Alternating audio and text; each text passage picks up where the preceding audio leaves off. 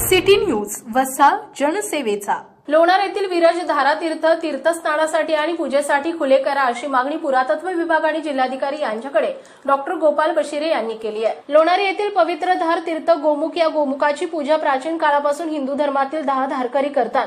प्रत्येक दिवशी एका धारकरीच्या हस्ते ही पूजा होते। असं 10 दिवस पूजा चालते। या दरम्यान धार परिसरात दशहार पूजेच्या निमित्तानं हजारो भाविक या धार तीर्थावर येतात। दिनांक 7 जून पासून ही पूजा सुरू होत आहे।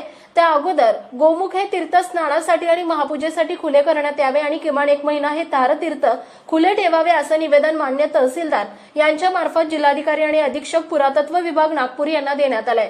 या पत्रामध्ये पुरातत्व विभागाने डॉक्टर बशिरे यांना पाठवलेल्या पत्रानुसार ज्या वेळेस लोणार येथील पवित्र धार तीर्थावर हिंदू धर्मांच्या परंपरेनुसार पूजा अर्चा अथवा पारंपरिक कार्यक्रम असतात तेव्हा माननीय जिल्हाधिकारी यांच्या मार्फत पुरातत्व विभागास पत्रव्यवहार करावा। तेव्हा आम्ही धार तीर्थ स्नानासाठी खुले करू असं नमूद केलंय।